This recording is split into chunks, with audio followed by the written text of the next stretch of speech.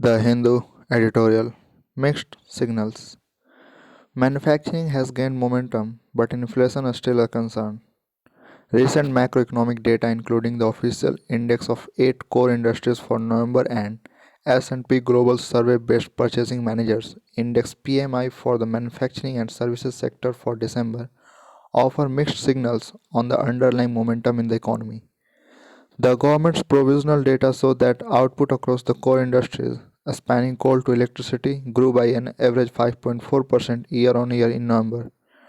Double digit expansions in cement, coal, electricity, and steel led the index higher. However, on a sequential basis, contractions in 6 of the 8 sectors, including in the heavyweight sectors of electricity and refinery products, which together represent almost half the index, kept average core output unchanged. While electricity output sank 2.1% from October, refinery products contracted by 3.1% sequentially. Only production of coal and cement expanded both year on year and month on month, signaling that non power demand for coal and construction activity may have begun gaining some traction in the third fiscal quarter.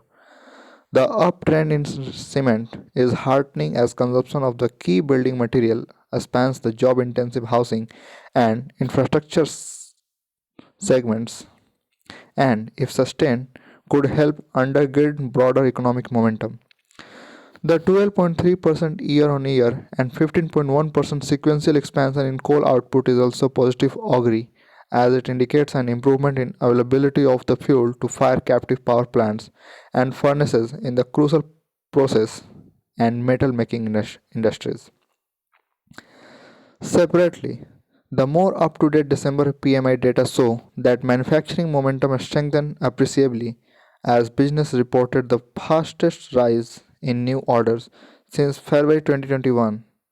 The private survey of purchasing managers at about 400 manufacturers signal that average output growth across these firms hit a 13-month high last month, with the PMI reading of 57.8 pointing to the strongest sectoral expansion since October 2020. Producers of goods stepped up hiring to help them meet a backlog of orders, and though the increase in jobs was the slowest since September, employment across the sector rose for a 10th straight month, reflecting the heightened optimism among manufacturers. The PMI survey shows that overall output change inflation across the private sector has intensified, with manufacturers reporting inflation in selling prices outpacing gains in input costs for the first time in almost 2.5 years. Policymakers can ill afford to drop their guard on inflation at this stage. Second editorial Gaming and Gambling. Economic rights, personal freedoms, social imperatives must be in balance. The Union government's proposed measures for regulating online gaming in a draft amendment to the Information Technology Intermediary Liability and Digital Media Ethics Code Rules 2021 leaves several questions unanswered.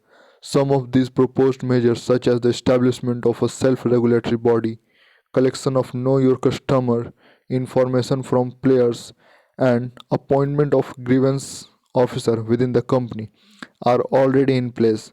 These are moves that industry bodies representing such companies have encouraged. States such as Tamil Nadu want much stricter regulation of the sector than what is being proposed by the center in the draft. Particularly for gambling with real money, the center's draft remains ambiguous on the question of whether states can have additional restrictions. So far, the industry has staved off several bans by mounting legal challenges, arguing that they offer games of skill and not those purely dependent on chance, a tenuous distinction for real money gaming.